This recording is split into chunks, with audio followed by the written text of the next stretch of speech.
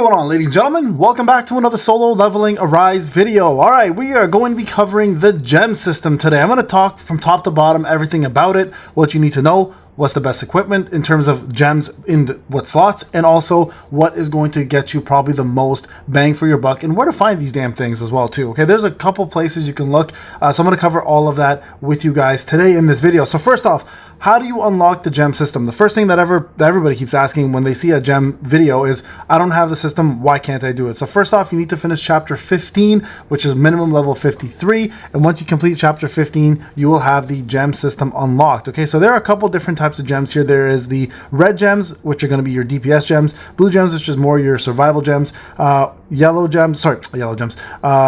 green gems, which are also going to be somewhat of a survival gem, yellow gems, which are going to also be more of a DPS version, and then your utility gems, which are going to be your purple ones. We're going to break down every single one of these and talk about which ones are the best to put in which slots and which one will give you the best bang for your buck. Now, with this being said, I want to point out one thing. I'm not talking about combat power, because combat power is going to differ various accounts to various accounts due to what you have for equipment. Okay, I'm going to talk about what the best gem slots are and what each of them do and how you want to utilize them. But before we do that, how do you get these gems? Well, first off, the easiest way to do it is going into the actual gems section of the game called game modes, and then right here you have a battlefield of chaos, which you can do certain gems a certain amount of days. You guys can see here, one day the red ones opens. Right now the blue battlefield of dawn and battlefield of dead, the green, are open right now, and then the yellow and the purple Tyrant Ruins and Barren Wilderness will be open in 8 hours, so during reset. Think to note about these, okay? They are very, very hard battles, just so you guys are aware. You guys can as well, if you guys want to, once you've completed getting your 3 dailies, remember you can only get 3 gems per day, or three levels worth of gems per day. After that, you can still continue going further into the actual battlefield of chaos, and that way when you log in the next time, you're welcome to do the higher end stages, which has a decent chance, by decent I mean really low, a chance of dropping some of the ranked tier ones, okay, rank 3 ones. One thing to note about gems, there is a fusion system, and I've said this in the critical mistake gem video. Do not fuse your gems in the beginning. You want to actually complete the entire field before you start fusing anything. And the reason behind that is when you fuse, you will use a lot of gems to do so, and 90% of the time, guys, you're going to end up getting back the rank 1 gems that you used or the rank 2 gems that you used, etc. There are rank 4 gems. I have yet to get one personally, but we'll talk more about those afterwards. You guys can see the rates here, and the percentages are much higher on these obviously as well too. You guys can see here, for example, this is 2%, but the rank 2s are nothing, or rank 3s are nothing to scoff at, because you guys can see as well too, the rank 2s and 3s are also pretty decent. Like for example, this DPS one right here is 1.5 versus 2%. So it's a 0.5 difference, but it's a better option to choose versus trying your luck at gem 4s. The only time I recommend going to gem 4s is if you've already completed all your gem 3s on the board, and now you have excess, which is very, very, very hard to do at the moment, even for whales. Okay, so how do you get these outside of that? Well, there's a shop section here as well. You can buy the special bundles here. Right here, the Lucky Gem Chest Pack, for example, you see I bought 4 specifically for this video, so I can make this video for you guys. There's a couple of them also found in the, I believe, the exchange shop under Weapon Material Exchange, I believe. No, not there. Sorry, it's a Celebration Coin Exchange right here. Yep. So this is where Lucky Gem Chest, one there, and then Lucky Gem Chest, one there. One will require you to use the red ones, one will require you to use the blue ones. Okay, so you can get a lot of them here, and that's how I finished it on my free-to-play, by the way, by purchasing it through this section right here.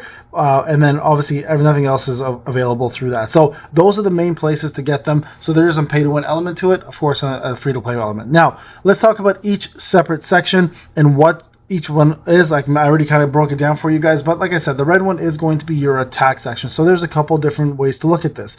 There's healing given increased gem, there is the attack percentage gem, there's the additional attack gem, so there's flat and there's percentage, just so you guys are aware, and then there's the so those are the main ones. And the best way to check this, guys, is just go here. You guys can go to the battlefield of chaos, for example, and when you're on the field on one of these stages, you guys can just see what's available, right? You can see here, for example, blue, healing increased, HP, and that's all it drops, right? You guys can see all the way across. There's no difference between any of these other sections. It's always the same. So it's HP based for this one. The other one is attack based, And then this one, for example, the green one is defense based and damage reduction based. Okay, so defense percentage, defense, etc. So that's how you go and check which ones do what if you don't actually have them in stock. So what fits best in each slot? So I'm going to be honest with you guys.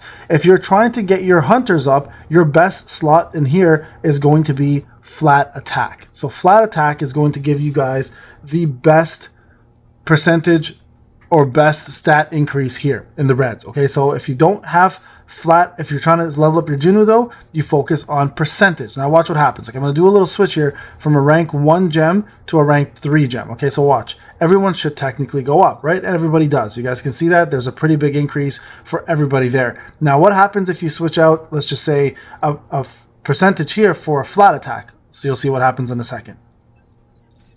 Right? Everybody essentially did go up again. So this is what you want to do. Essentially, you want to focus on getting yourself for Jinu. Your percentage attacks are going to make the biggest difference. So focus on those. There you guys go. And everybody else gets a bonus from that as well. But your hunters, you want to focus on giving them the flat attack. Okay. Now, of course, when you go up a rank, for example, rank 2 versus rank 3, it'll be a massive difference, right? Now, do I have a rank 2? I do. Okay, let's see if this makes a difference. So 52 and 50, a rank 2 and rank 2, 52 flat attack versus 0.75%. Now, at this point, my hunters are strong enough, but you guys can see a couple of them there actually lost some power, right? And that's what I mean. So some hunters are going to gain, some hunters are going to lose, but essentially here, your main bet for Jinu, specifically for Jinu, you absolutely want to give him the percentages because that will increase everyone's, like mostly his especially, but it's going to also affect your hunters. But now if you have to choose between a rank 3 flat attack versus a rank 3 percentage attack, if you're looking for hunters, the flat attack is always going to be better. And that's going to actually be the case throughout the entire exploration of this situation. Okay, so let's look here. For example, this is defense, right? Now, is defense better than damage reduction? It's a very good question.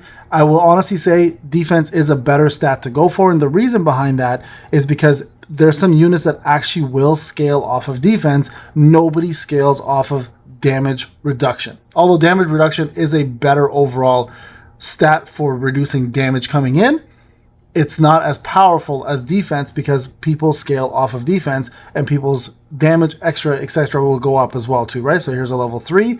We'll put that in there.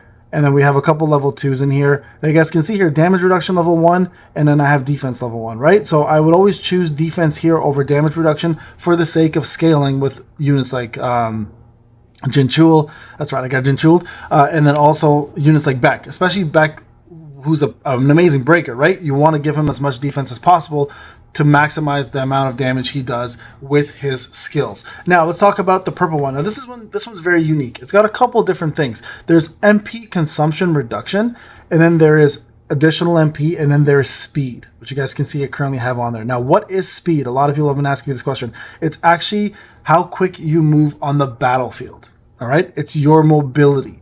So personally here, I'll be honest with you guys. The amount of MP and the amount of mana consumption that's required to actually make a difference on your account is so massive that my personal opinion is I would go for speed across the board on this as much as you possibly can and focus on that as your main thing. And the reason why speed is so good is because it also gives you the ability to move quicker when an opponent is going across the field. For example, think of Baruka, to get to him a little faster, or other units with a lot of mobility, or just getting through a stage quicker. Like if you have to go to meet up some mobs and you're crunching on time, speed overall just works much better in my opinion. So I would suggest going with speed, and that would be my go-to for this one. If you were to choose a secondary one, I would probably go additional mana versus mana consumption. Again, mana consumption requires so many points to even matter that I think having just the additional mana on top of there is a much better option in the first place. Okay, so for example, we're going to keep all these here. I'll leave that as is. So that's my suggestion on that one.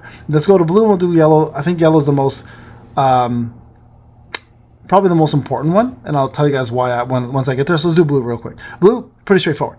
Same thing applies here. If you want HP percentage, you're going to give it to Jinu. If you want HP flat stats, then that's going to be for your hunter. So for example here, 52 versus 0.5. You guys will see here, most of everybody here will get one except for Jinu. Look at that, -8. Now the reason why you see that -8 is because the percentage, I have a lot higher flat HP there on Jinu, and most likely the percentage scales off of that better. Again, Jinu always scales better off percentages because he has 2 weapons that give him attack, HP, and defense. it's pretty straightforward, right? Now you guys can see the rest of them here are all going to be blues, and I'm not going to touch those. So ideally you want to go additional HP here. Jinu's HP doesn't really matter. You want to feed your hunters this more. Additional HP is going to be the better option because you want to have like Nam or Saw and all those other hunters who scale off of HP have the bonus stats. Jinu's main thing is attack, and that's where he's going to flourish the most. So keep HP where it is and keep it as additional HP rather than percentage HP, okay? All right, now moving on to the last one. This one here is the most important one in my opinion. There's 3 very, very powerful gems here, and all 3 of them are very, very important, okay? First off, there's going to be the critical hit damage, which is most likely the one that a lot of you guys are going to aim for. There's the precision gem, and then there's the defense penetration gem. So of all 3 of them, defense penetration gem I think is the lowest priority.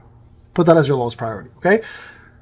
This is where it gets interesting. Precision gem is pretty damn good. Okay, so I'm going to show you guys how much this affects you. Okay, so let's go to Jinu, for example, right? You guys will see my precision right now with these 2 weapons is 77.94. I'm just going to leave the weapons on here. Now, what happens if I add an extra gem? Okay, so we'll just put a note here.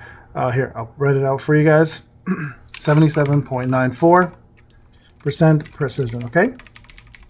And what was that point-wise? Let's just take a look here so you guys can kind of see. That's 8,620.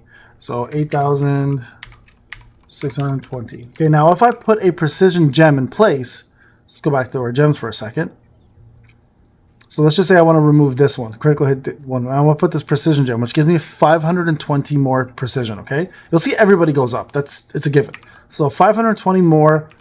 So we'll go plus 520 equals, let's just see what we get here, okay? 79.02. Okay, so how much did that go up by? Look at that. That went up a fair chunk, right? So 79.02, that's, I mean, it's a little bit over 1%.